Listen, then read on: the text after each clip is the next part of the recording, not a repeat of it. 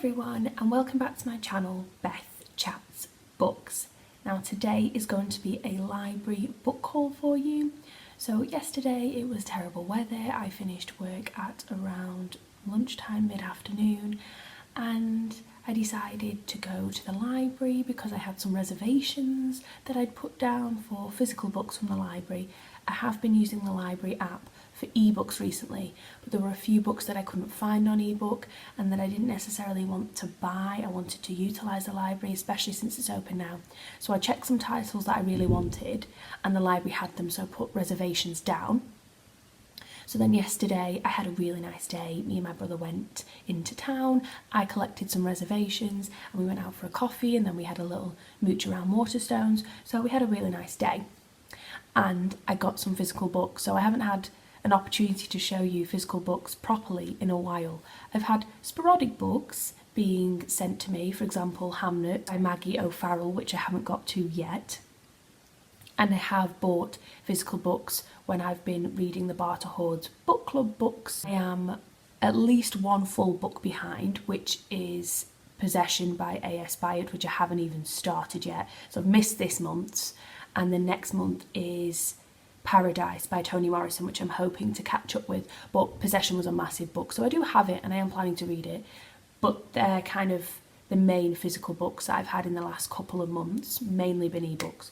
So I actually have something to show you for once, but the first three books I want to talk about I actually don't have yet, and that's because two of them are reservations that haven't come in yet for me from the library, and one I have ordered on Amazon. So I'll start with the one that I've ordered on Amazon, which is a hashtag taken by Tony Parsons. It is the last book in the Tony Parsons DCI Wolf series, and this follows Wolf, who works in the serious crime unit of the police, and in some of the books it overlaps with Scotland Yard depending on what kind of crime has happened. There are 6 books in the series and 3 novellas. So the first 3 books focus on spree and serial killers, and then Die, Last and Girl on Fire, the last 2 that I've read, focused on a plot of human trafficking and on a terrorist plotline, which I didn't find as engaging as the first 3, but that's personal preference. But the series has been really interesting so far.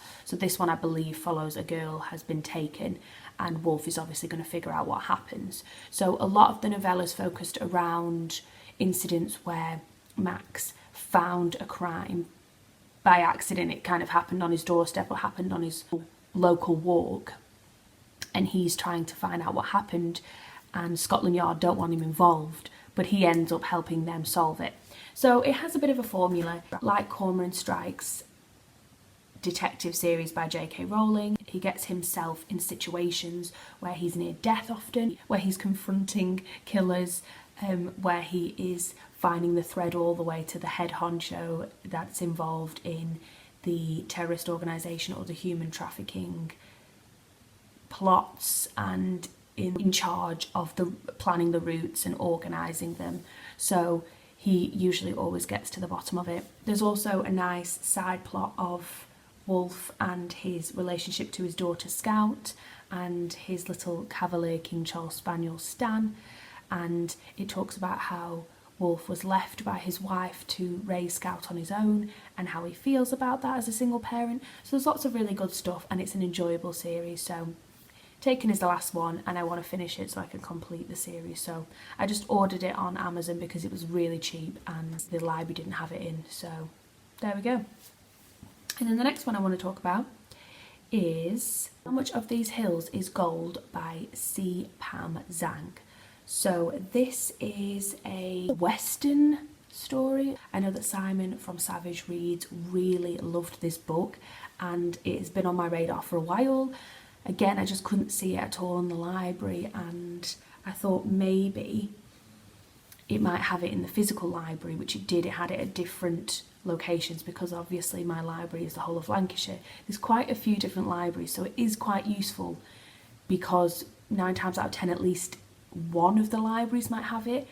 We can still get it in, so that's fantastic. The Lancashire library resource system is amazing. So obviously one of them had it in. It follows Lucy and Sam, 12 and 11, are suddenly alone and on the run with an unforgiving landscape dotted with giant buffalo and tiger paw prints searching for a place to give their father a proper burial. So I think it's going to be written really well. I'm really excited to try it because this particular genre I haven't really read much of at all, and Simon of Savage Reed says he doesn't really like Western novels and Western movies as well, I guess. And then he read this and he said it really changed his opinion and encouraged him to try the genre more. So I really want to read this book and see if the same will happen for me. But obviously it's not come in the library yet, so I can't show it you. And then the next one is Brit Bennett's The Vanishing Half. Now, I don't need to talk about this too much because I feel like this has blown up BookTube in the last couple of months, but it follows two sisters who are black but can identify as white, and is about the two sisters make a choice, one of them to marry a black man and to embrace their colour and their ethnicity, and one passes off as white and I believe marries a white man, and it's about the two different families and what happens. I don't know much more than that because a lot of people say that you need to kind of read it, but I know it's been a hot topic in literature at the moment, the idea of black people being able to pass as white and the morals around that, and discussing racism through that new lens of colour and ethnicity and mixed race identity and being lighter skinned. So I think that will be really interesting. I know that there's a few books dotted around at the moment that are dealing with that. I believe Black Sunday is. I'm not entirely sure, but I know Black Sunday deals with two sisters as well, so I might be getting that completely wrong because for me, there's been a lot of comparisons recently with Black Sunday and The Vanishing Half, but I know there are a couple of other books because I know that Jen Campbell on her channel has mentioned it's become a bit of a theme at the moment in publishing books and looking at race through that new discussion around lighter skinned black people and the perception of white people on that. So yeah, I'm excited to get to that. That has a massive reserve list. I am number 6 on the list to wait for that book, so it's going to be a while. But I didn't want to spend money on it. I knew I really wanted to read it, and I'm going to be incredibly patient. So I will get it in the end, but obviously they'll be coming at some point. And then these are the books that I collected. So the first one that I picked up from reserve was Death in Her Hands by Atesha Moshfegh.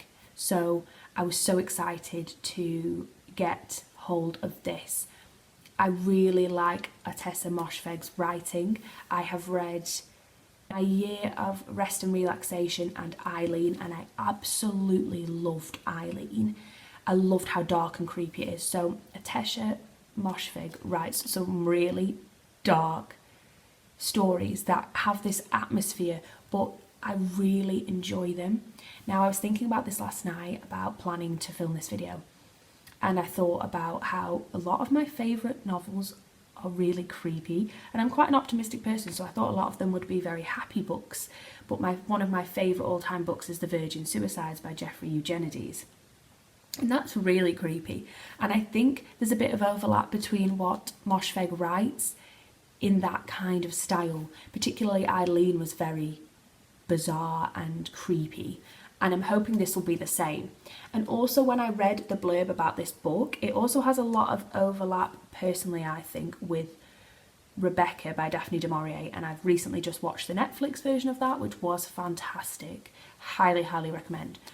But I think because this is an unnamed narrator as the protagonist, like in Rebecca, the new Mrs. De Winter, we don't really know her name or where she came from before the novel started. This follows an unnamed protagonist who is going for a walk in the woods, and she finds a note written that says her name was Magda, nobody will ever know who killed her, it wasn't me, here is her dead body. And it goes on this quest of how she becomes obsessed about who Magda was, and that rings very true for me about Rebecca, how the new Mrs. De Winter is very obsessed with who Rebecca was and what people thought of her, and the idea of an unnamed protagonist being obsessed with a character they've never even met who is dead at the beginning of this novel. We obviously know Rebecca's dead at the beginning of Rebecca. This creepy note, and this protagonist has never met Magda, so I'm really excited for this one. I think it will be dark and creepy and very much relevant at this time of year, so really excited to get into this one. And then the next one I also picked up was The Girl with the Louding Voice by Abi Dare.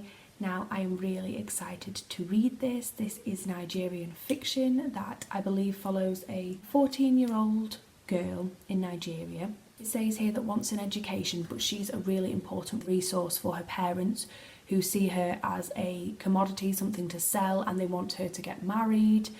And I am guessing this is going to be an empowering story of her strive to be educated and to fight the system. I know Nigerian fiction is becoming a lot more popular at the moment, and what was really interesting is I read the first page of this to try and get a little bit of a sense of what it was going to be about, and the prologue is really interesting. It's from the Book of Nigerian Facts from Past and Present, 5th edition 2014, but it talks about Nigeria and how it's such a big population that most of the African people will be Nigerian statistically due to population. So that's quite interesting for me to get a bit of context about why often when I read African fiction I tend to read Nigerian fiction. And I don't know, I'm not going to assume with publishing that maybe more Nigerian writers are published than other African writers. I'm not going to be ignorant and try and assume that. I have no idea. But yeah, I'm really interested in this because a lot of Nigerian fiction that I have read previously I have really enjoyed. So I'm excited to get to this, and I think it's an absolutely beautiful naked hardback. When I took this out the library, the lady was telling me it's pretty much in brand new condition, and she was kind of gushing about how pretty the cover was, which I also agreed. I think it's absolutely stunning. So I was really happy to get it almost brand new from the library as well. So cha-ching, winner. And then the next one I have is Bluebird by Attica Locke. I saw a lot of booktubers reading Heaven My Home and then going back and reading Bluebird in the last few months, and I really want to start a new series. I'm really hooked on the idea of starting a lot of new crime or mystery or detective series. So this fits and ticks a lot of those boxes. So this follows a Texas Ranger, I believe, who is a African American, and his name is Darren Matthews, and it's obviously set in Texas. I don't really want to know too much because a lot of people say it's really, really good, and I kind of want to go into it a little bit blind. I think this cover is also stunning as well. I don't know if you can see there the landscape, the desert landscape there, and the beautiful blue sky. But obviously I'll let you know when I get to it. But Heaven My Home is all over the bookshops at the moment, which is the second one in this series. I don't know how many books there are actually going to be in this series, but if I like it, obviously I will then keep this series on my radar for when any of the future books come out. And then the next one I have is Graham Norton's Holding. So I recently read Homestretch by Graham Norton and absolutely loved it. And a few years ago I read A Keeper, also by Graham Norton, and loved it. And this is his very first novel. So I'm really intrigued to see how this book will be for me, because this is his first exploration into fiction, and a lot of people say it isn't as good as the other two. I really enjoyed the other two, and I kind of want to get under the skin of his writing, and it sounds really quite good. So it's set in the little village of Dunedin, has always kept his scandals contained, but when a body is found at Burke's farm, the past opens up like a pit. As the guards come looking for answers, gossip and speculation are rife, and Sergeant P.J. Collins knows that somewhere on the heart of his community lies the truth. So it sounds very mysterious, and I really like the way that Graham Norton writes about people in a location and the gossip and the community, and how people deal with an event, a trauma or a tragedy in these remote areas where everybody kind of knows everybody and gossip is rife and expectations and opinions hold a lot of sway in these communities. So I love how he writes about that. And the Sunday Times have put down here a gripping humane drama, which I think he definitely does those stories, so I'm interested to see where this one goes. And then the next one I have is Pachinko by Min Jin Lee. Now, this was on BookTube's radar maybe half a year ago. I haven't seen people mention this one recently, but I still see it pop up on Instagram a lot in people's TBRs and things like that. I didn't quite realise when I requested it just how big it is, and I think the font is pretty small, as you can see there, and packed to the page, and it is nearly 600 pages, but I think it's a family saga, and I think it's going to go through a significant period of time. So it is set in Korea in 1911, and it follows it says a club-footed, cleft-lipped man marries a 15-year-old girl. The couple have one child. When the child falls pregnant by a married yakuza, the family face ruin. But then a Christian minister offers a chance of salvation, a new life in Japan as his wife. So I can see here that David Mitchell has put here a deep, broad, addictive history of a Korean family in Japan. So that sounds so interesting to me.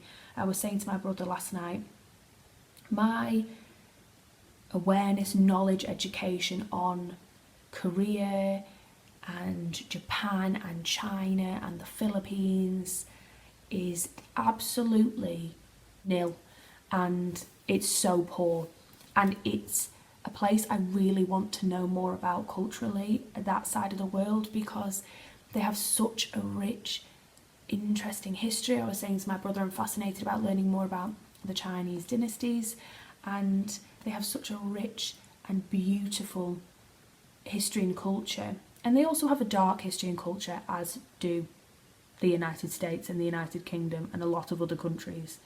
But I really want to know more about it. I'm really interested, and I think an epic fiction like this might be a great way to start, to allow me to become engaged and interested in a cultural moment from a fiction point of view, where I can get connected to the characters and start to build a mental picture of this historical period in this place. So I'm really actually very much excited to get to this one. So there's that one.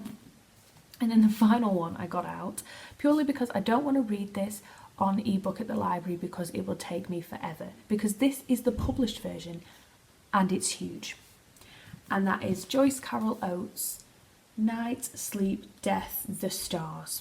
So Eric from The Lonesome Reader has raved about this book since it's come out, and he is the biggest Joyce Carol Oates fan in existence. And I have noticed that he's recently done another video where I think he's had an interview with her, so I am going to check that out this afternoon. But he loves her writing. I know Blonde is one of her more well-known novels, which was a fictionalisation of Marilyn Monroe, and she likes writing really chunky books. So this is around nearly 800 pages, and again, quite a small font. So she loves a big book, but I haven't read any of her, and every time I hear Eric talk about her, it makes me so intrigued to read her stories. So I know if I were to do it properly, I should go back in time and start with her older ones, because this is her newest release. But I thought maybe I'll try her newest release, particularly because I think it is a book that reflects our historical culture and moments, particularly the historical moment of the US right now culturally, and the attitudes around race, which I think is a pivotal moment. So I think that that could be an excuse enough to read her newest one first. So it says, when I was reading the blurb earlier, that this follows a local figure, John Earl Whitey McLaren, when there's a personal tragedy, and there's a gross injustice committed by the police officers. This reverberates around the lives of the McLaren family. Each of his adult children reacts in startling and unexpected ways, and his grieving widow the most surprising of all. Joyce Carol Oates' latest novel is a vivid exploration of race, psychological trauma, class warfare, grief, and eventual healing. So I think it will be very relevant right now to read, and I'm excited to get to it. I think it will take a little bit of time though, because it is huge, but I haven't been reading very many big books in the last few years. I've kind of raced through the standard 300 to 400 page book, so it might be really rewarding in a new way to spend some time with a chunker and connect to it and see if I enjoy it. And also, if I read this book and really enjoy it and finish it, I think it will give me a lot of encouragement to try The Eighth Life, which was on the long list for the Man Booker International Prize this year, which again Eric the Lonesome Reader said was phenomenal, which I also noticed was in the bookshop at Waterstones the other day. So if I can complete this chunker and really enjoy it, it might give me motivation to try some other big books. But that's everything. Thank you guys so much for watching, and I'll be back very soon with a brand new video. Bye now.